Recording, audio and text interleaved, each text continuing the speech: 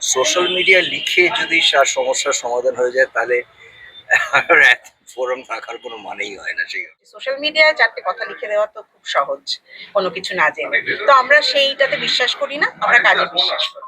ফোরামটাই তৈরি হয়েছে আর 27 বছর ধরে মেম্বার্স প্রচুর আছে আমাদের। আমাদের কাজই মানে যারাই ফোরামে যখন থেকেছেন কমিটি, তাদের কাজ হচ্ছে সেই অভিযোগগুলোকে অ্যাড্রেস করা। নিশ্চয়ই অভিযোগ থাকবে, এরকম অভিযোগ থাকবে না কথাটা না, তাদেরকে অ্যাড্রেস করা, তাদের সঙ্গে কথা বলা।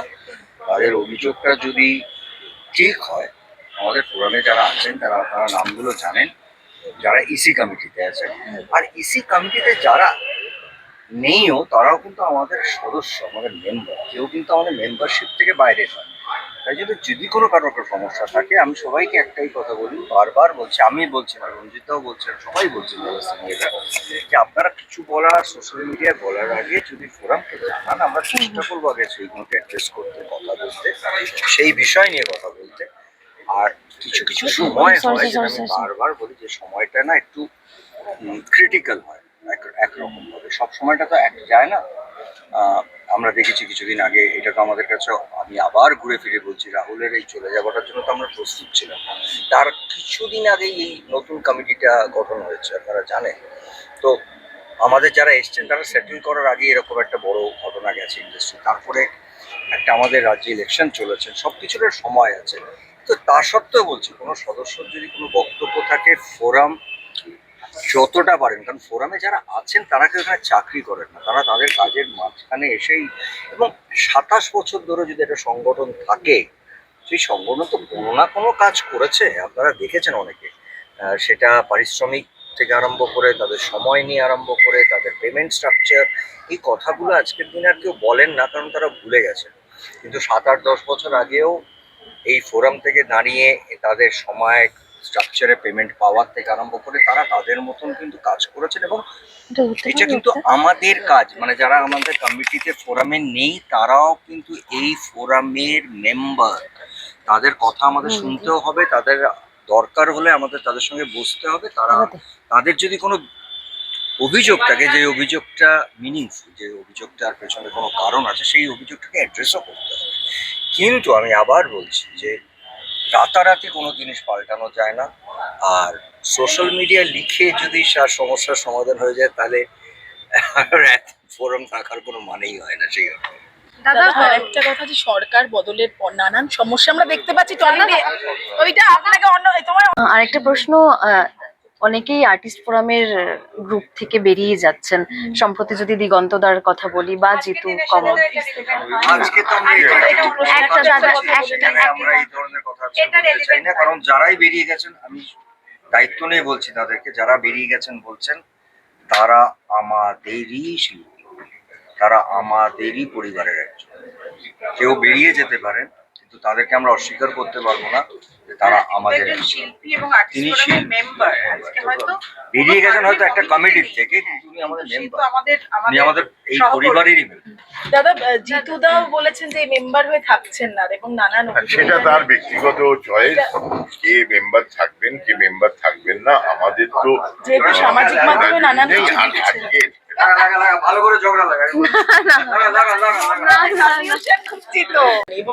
আমাদের কাছে এখনো মেম্বারশিপের ডিসকন্টিনিউশনের কোনো নথি আসেনি। আর যার কথা বলতে চাইছিস দিগন্ত, দিগন্ত আমাদের বহু বছর ধরে আর্টিস্ট ফোরামের সক্রিয় সদস্য। সে আগেও রেজিগনেশন দিতে চেয়েছিল, কিন্তু আমরা তো সবসময় চেষ্টা করি যে আমাদের লোকজনকে সঙ্গে নিয়ে চলা, তো তখন অ্যাকসেপ্ট করা হয়নি। এবং এবারে যদি কেউ নিজে থেকে না থাকতে চায়, আমরা তো জোর, আমাদের মেম্বারশিপও জোর করে করাতে পারি না, কেউ ছেড়ে যেতে চাইলে তাকেও জোর করতে পারি।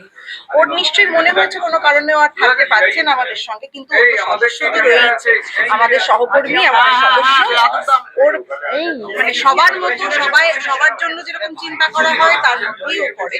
ও কেন রেজিগনেশন দিয়েছে সেটা তো ওকে জিজ্ঞেস করতে। জিতু কমলের বিষয়টা আসলে সোশ্যাল মিডিয়ায় কাজ করা থেকে, আমরা না সোশ্যাল মিডিয়ায় তো লিখি না, আমরা কাজটা করি পেছন থেকে। যখন সেজন্য প্রেস মিট করে সবাইকে জানাই আমরা কি কি কাজ করছি। সোশ্যাল মিডিয়ায় চারটে কথা লিখে দেওয়া তো খুব সহজ, কোনো কিছু না জেনে। তো আমরা সেইটাতে বিশ্বাস করি না, আমরা কাজে বিশ্বাস করি। আর এই কি কাজ করছি সোশ্যাল মিডিয়ায় 4টে কথা লিখে দেওয়া তো খুব সহজ কোনো কিছু না জেনে। তো আমরা সেইটাতে বিশ্বাস করি না, আমরা কাজে বিশ্বাস করি। আর এই বোম্বাদা, আমাকে দেয়। এই স্কিমটা নিয়ে প্রথমে বলো। তুমি একটু আগে বলছিলে যে তোমার অ্যাসোসিয়েশনের কথা, ছেলেবেলার কথায় ফিরে গেলে মানে সবার যে সুবিধা হবে এটা তো আসলে নিঃসন্দেহ। এই যে মেডিকেশন সাইক্লাস, এটা আমরা ছোটবেলা থেকে জানি, এটার একটা ঐতিহ্য আছে বহু বছর ধরে, এবং ভীষণ প্রপার এরা মেডিকেশনের জায়গা থেকে, এবং আমরা এই চেষ্টাটা চালিয়ে যাচ্ছিলাম। আমাদের প্রচুর মেম্বার্সরা এইটা নিয়ে পরিশ্রম করেছেন, যারা আমাদের ইসি কমিটিতেও আছেন। এইটা একটা বোধহয় আমাদের পাওয়া, যে আমাদের আজকে দাঁড়িয়ে আমরা অ্যানাউন্স করলেন অফিসিয়ালি একটা বড় ডিসকাউন্ট, এবং প্রচুর ওষুধ আছে, তার লিস্টও আছে আমাদের কাছে, সেটা মেল করেছেন, যেগুলো আমরা আজকের পরে অবভিয়াসলি আমাদের বাকি যারা মেম্বার্স তাদের কাছে চলে যাবে। এটা কার্ডগুলো পেতে একটু সময় লাগবে বলে আমাদের যে ফোরামের কার্ড আছে সেই কার্ডগুলো সার্কুলেট করে দিলে তারা সব আমাদের যতগুলো ডিপার্টমেন্টস আছে সেখানে জানিয়ে দেবেন।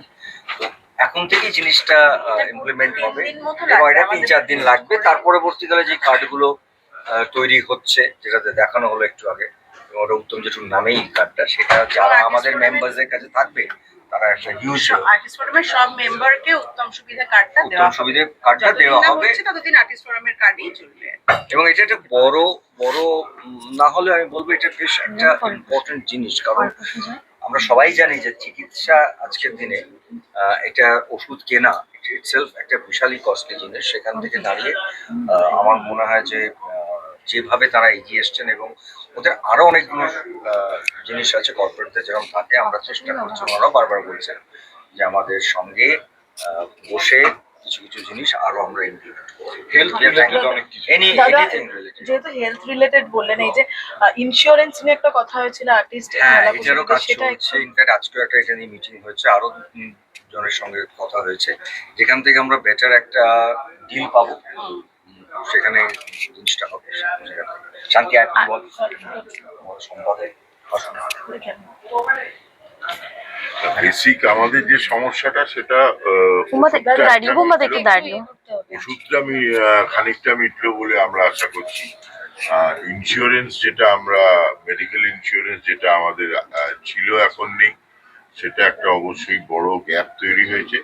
সেটাও কিভাবে মেটানো যায় আমরা চেষ্টা করছি। অনেকের সাথেই কথা হয়েছে, এনাদের সঙ্গেও কথা হয়েছে, এবং আরো কয়েকজনের সঙ্গে কথা বলে যেটা আমাদের শিল্পীদের পক্ষে সবচেয়ে বেশি সুবিধা হবে সেরকম একটা কোথাও আমরা ইন্স্যুরেন্স করার প্ল্যান করছি, মানে যেখানে আমাদের শিল্পীরা সবচেয়ে বেশি সুবিধে পাবেন, সেখানে একটা কিছু আমরা প্ল্যান করব। নানান রকম কথা চলছে, অনেকের সাথেই কথা হয়েছে।